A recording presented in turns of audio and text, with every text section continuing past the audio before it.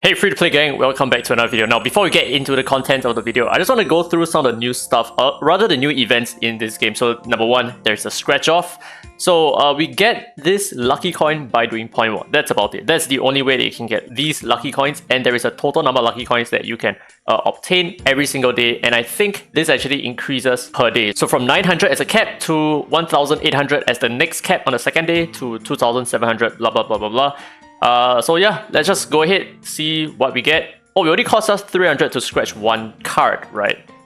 Okay, so we have a goal record here, very nice, and quantity and I see. So like I predicted, it's gonna be like a multiplicative thing. Okay, so we got 2 of it. Wait, what? Are you serious? Oh my god, okay, this is actually quite fun. Okay, so we got 2 goal records. Wow! Okay, that is quite interesting. Okay, I'm actually super hyped. Okay, what are we gonna get? It's blue, so I don't think it's a gold record, right? It's gold. Okay, fine, gold.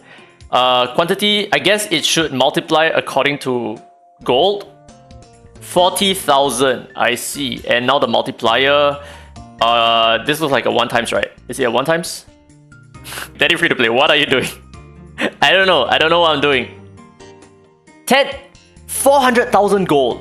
Wow, that is actually impressive, dude. Okay, last scratch card over here, we have memo chips. Okay, fine. Memo chips, the base quantity is 15.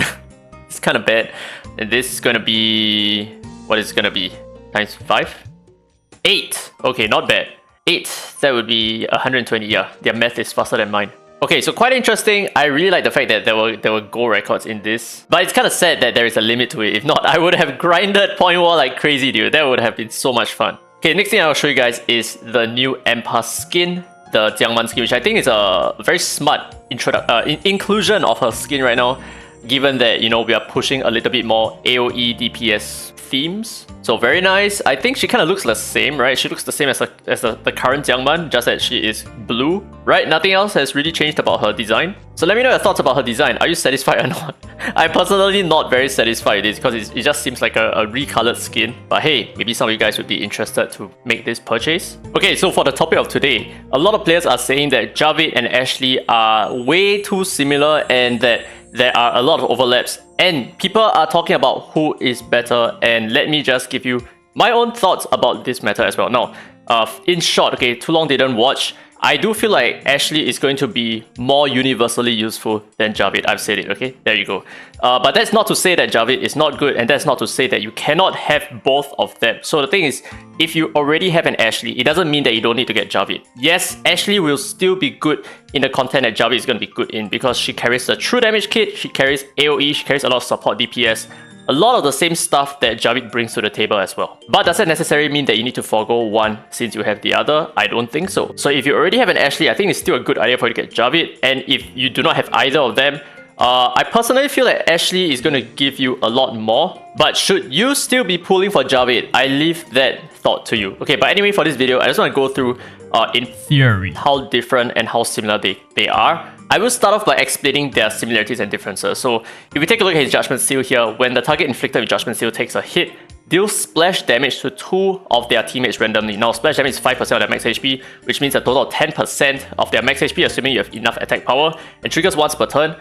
So the thing is, if you land an AoE attack, you would then cut about 10% of every single enemy's HP on average. Okay, it's not going to be true for every single one of the enemies. Some enemies might take more damage, some enemies might not take more damage, and that is one difference, I would say. So the thing about Judgment Seal is that it is a debuff that lasts for 2 turns. So you can throw in as many attacks as possible within these 2 turns that the enemy is taking so that you can deal a lot of true damage. Now the thing is, because this is a debuff, right, there are certain pros and cons to it. So the first thing is this can obviously be removed, it can be cleansed, or it can also be prevented with immunity. So you're not going to be able to apply Judgment Seal in every single proper situation. But aside from that, that also means that this debuff can be extended because we do have Espers like Gaius S1, Camille S1, we have the White Twin on his 3rd skill.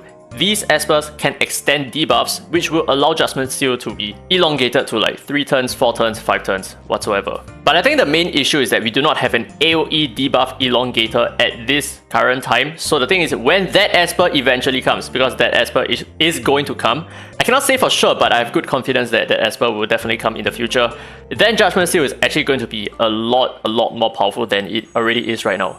Now let's move on with Ashley and let's take a look at her buff. Now, do take note that Ashley actually starts off with Rainbow Bridge, so she don't need to take the first turn. I mean, it's a good idea for her to take the first turn because she provides the attack up for your allies. But because she starts off with 3 Rainbow stacks at the start, at R0, right? She's immediately going to be useful. So what does Rainbow Bridge do? When an ally triggers a crit within their turn, they deal additional true damage equal to 10% of the enemy's max HP up to 100% of her attack. So the same multiplier, right? Same 10% of the target's max HP up to an equal 100% of her attack power. So this also works with AoE. So if you land an AoE attack, you full crit everything, every single one of the enemies will lose 10% of their HP. But that only triggers when your allies land a crit. It doesn't trigger when your allies just attack. But furthermore, this also reduces the target's AP by 10%, which is something that Javid's Judgment Seal does not have. And when an ally is attacked by a critical hit, you increase all of your allies' AP by 10%, which is another part of Javid's kit that he does not have.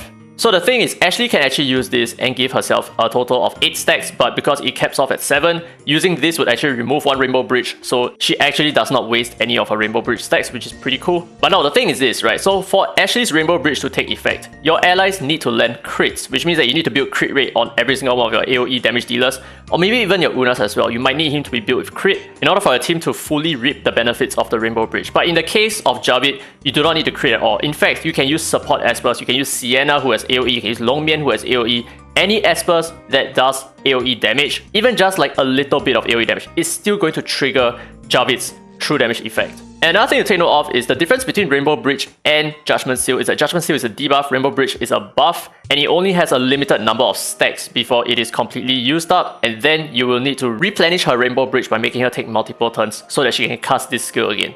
Now, obviously the cooldowns are the same, exact same as Javid, although Javid still has another way to replenish more of his debuffs with his second skill. But for the most part, in terms of regularity, it is both their third skills that matter the most. So essentially, the main pro that I see in Ashley is that she has 8 stacks of Rainbow Bridge, which is a total of 80% HP wiped out from the enemy's team in total, assuming that you are the one landing all the crits and the enemies are not actually critting you. But for the case of Javid, the main pro that I can see is that Judgment Seal can be spammed. So as long as you can AP reduce the enemies, right, keep their AP low, make sure that they don't take away this Judgment Seal debuff, or just by simply extending the debuff duration, then you can reap infinite benefits from this debuff. So they work really differently, but they both have their own advantages. So the thing is, in terms of Judgment Seal, what you really want to use with Judgment Seal is to have AoE AP reducer. So espers like Sienna, espers like Palmy, espers like Longmian, these are... Okay, wait, hold on. Phantom Sisters and Tia as well when they get their buff in the next update, right? I think those espers are going to work superbly well with Javid. So take my word for it, I do feel like he is potentially going to be a lot more useful than he currently is right now. Especially, like I said, when we do get AoE debuff extenders as well, then that's where he's going to shine a lot. Now, obviously, the last point that I need to bring up is in terms of PvP, right? A lot of players are saying that in PvP, because there is Jinyu Yao, there is like cleansing and all that, Judgment Seal is probably not going to be that effective. I agree, yes, I agree. And that's why I say Ashley is more universally useful than Javid. She's a lot easier to employ, so she just needs to exist and you cannot really remove her buffs without triggering any of her extra effects that is very beneficial for her team or very detrimental to the enemy's team.